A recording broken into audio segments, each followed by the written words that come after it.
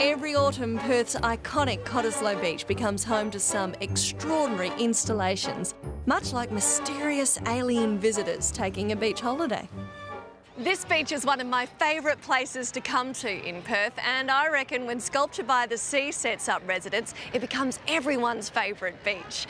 More than 200,000 people have been to visit the exhibit since it started 16 days ago. Now, who says West Aussies can't appreciate good art? Founder and director of the exhibition, David Hanley, loves that Sculpture by the Sea continues to amaze and intrigue us. David, what is the deal with these giant babies? Aren't they fantastically surreal? They're freaking me out. Oh, they're wonderful. They're by a leading international artist from the Czech Republic. And there's bronze versions of these by the river in Prague and up the 120-metre high telecommunications tower in Prague. And we brought them to the Indian Ocean. And the babies are not the only ones who've travelled across the globe to get here. Some flew in from China. Others followed the wind from Japan. Impressively, 31 of the 69 works of art came from WA. No mean feat when several hundred sculptors from around the globe applied for a space on the sand. Now, how does an event like this differ to walking into a gallery to see a sculpture? Well, you can walk into a gallery in your bikini or your swimming costume, but that might turn a few heads. But you can't go straight out of the water and across the sand into an art gallery. They won't let you eat fish and chips in a gallery. But also, an event like this has gallery standard sculptures from around the world. So it's a very serious art exhibition with an overlay of great fun. When I come down to Sculpture by the Sea, it's not just the art I'm looking at. It's always fun watching people's reactions.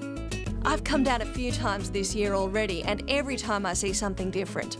This year, there's even a new way to look, or should I say, immerse yourself in the art. South Freo artists Olivia Samek and James Moe wanted us to really connect with the ocean and the art this year. Box ticked on that one. It's the first time an artist has gone underwater for an event. I love it. You don't need to get wet to get up close and personal though. You could go climbing on a giant sea anemone. Or imagine doing this in a gallery. Believe it or not, beneath all these bodies is a sculpture. Trisha, Nicole, aren't you ladies worried that these balls are just going to fly out of the sand and go bouncing down the beach? Look, it is a bit of a possibility, but we've worked really hard to try to set it up so that they are weighted. We've used 20,000 litres of seawater to weight them down, and we've also dug them into the ground. This artwork was based on a traditional Aboriginal dot painting from an elder in the Tanami Desert. We based it on his water dreaming story. So his Dreamtime story is about two storms, a storm coming in from the west and a storm coming in from the east, and they clash and meet in the middle and create a lake in the middle. I love all this energy and creativity. Some of the pieces defy logic. Lucky Country is a 200-kilogram stainless steel ball which seems to float above the beach.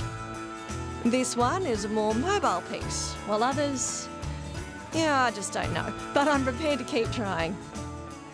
You know, I love seeing art like this, I'll admit it, and judging by the crowd, I'm not the only one. But when you add a stunning West Australian art like this one, maybe some fish and chips, it's pretty hard to pass up.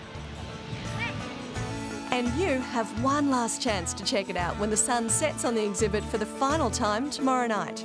It'll all be back again next year though. Mark it down in the diary.